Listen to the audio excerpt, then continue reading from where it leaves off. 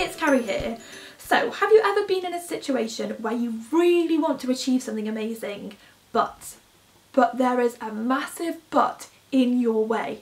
But I've got too much stuff to do this week, and next week I'm travelling, so I'll start it the week after. And then the week after comes around, and all of a sudden there are more buts. But I'm not sure I can do it this week because I've got too much on again, and then next week I'm going travelling again, and then it's my birthday, so then I get started, and there's more buts, and there's buts, and there's buts, and there's buts, and all of a sudden it's like, but am I doing the right thing? But maybe something better will come along. Maybe I should just wait. But, excuse. And I think that this happens to all of us. And the thing is, the more buts there are, the longer it takes us to actually achieve our goal. And weeks and months can pass by of just but, and just putting it off and putting it off and putting it off. And it can be really frustrating. And this is exactly what was happening to someone I was having a call with the other week. They were in this exact position, so they want to achieve something really, really big, and they were feeling frustrated and hopeless because they weren't making progress towards actually achieving their goal. And so I said to them, well, what's been going on? And they said, well, I can't do this because of that, and I can't do that because of this, and blah, blah, blah, and excuse after excuse after excuse.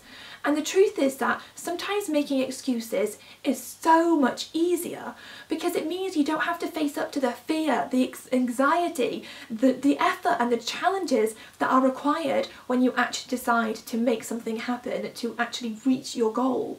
But the thing is, that comes at the sacrifice of your dreams. And that is exactly what was happening to the person I was speaking to. They were sacrificing their dreams because of all these buts, excuses.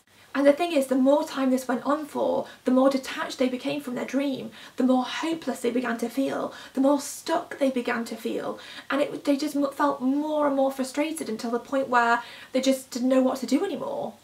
And so even if they didn't know it, they kind of had an unconscious strategy for not succeeding, for not reaching their goals. And that strategy, a major part of that strategy included putting things off, putting it off. And so when I turned around and said, well, you've got lots of reasons for why you can't do this, but what is your strategy for actually making it happen? And the phone went silent.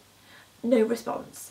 Because they didn't have a strategy. There was no strategy in place. They didn't have a success strategy for reaching their goal, for making this massive thing happen.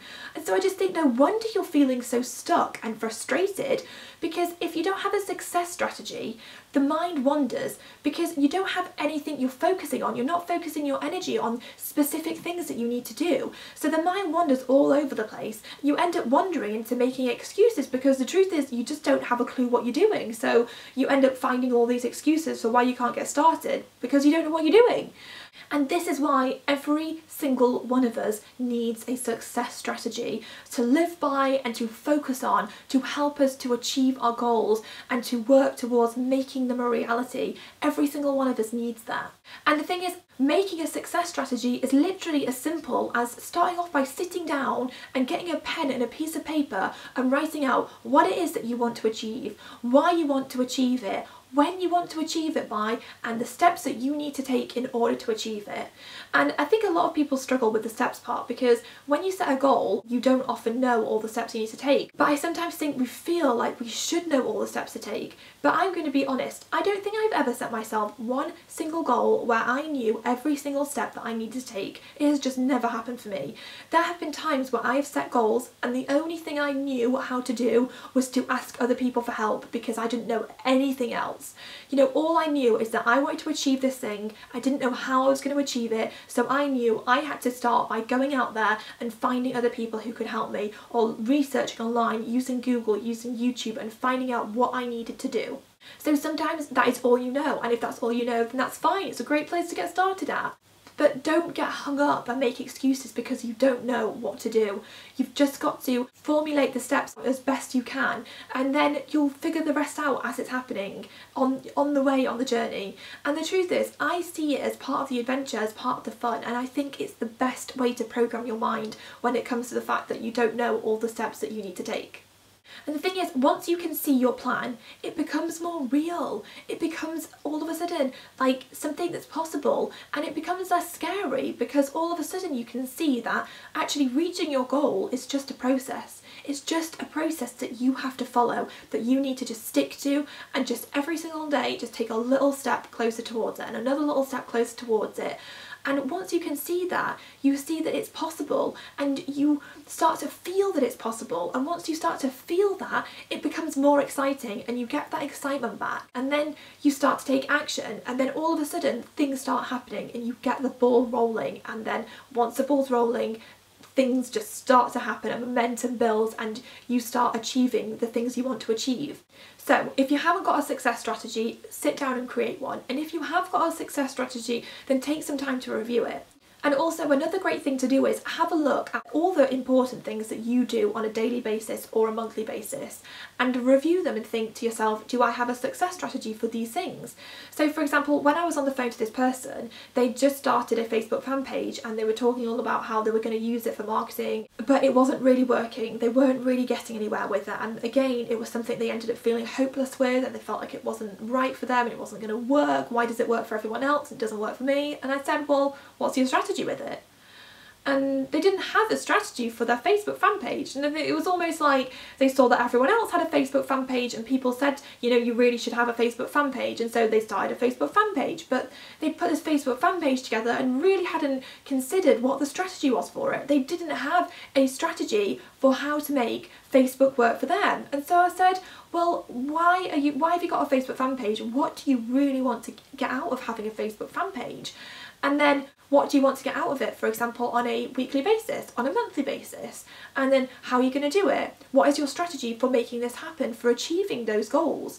You have to sit down and you have to plan it out, and you know, you have to think of who do you want to add value to, who are you going to be to your audience, and why would somebody want to be a fan of your fan page?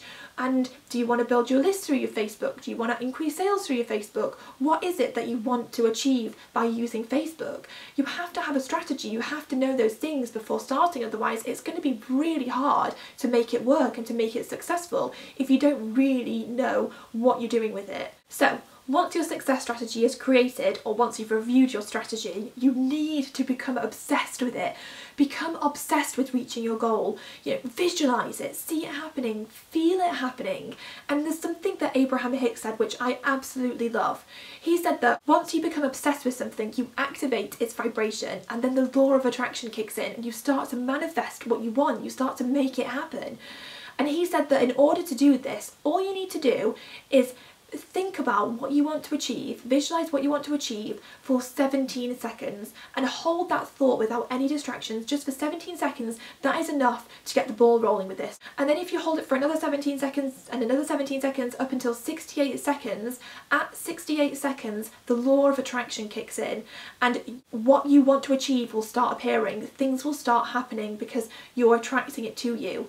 And I just love that, and I just think it's worth giving it a try every day. I mean, 68 seconds, it's not really very much time to just sit there and hold that thought of what you want to achieve, imagining it like it's already achieved. Just hold that thought for 68 seconds. I just think it's worth trying, so maybe give it a try for the next 7 days and just see what happens. So the person that I was having the call with that I was talking about earlier, they've now made massive progress and they are achieving great things, and the thing is they've got the ball rolling. They've started to build momentum, and it's amazing because when you do that, when you get the ball rolling, when you build that momentum, that is when you start to make massive progress and you start to achieve amazing things, and you start to feel like it's all possible and that you can reach your goal. And that is so important. And so creating a success strategy and becoming obsessed about making it happen and achieving your goal, and just focusing your thoughts on making it happen, that will help so much to achieve the success you want and to make amazing things happen.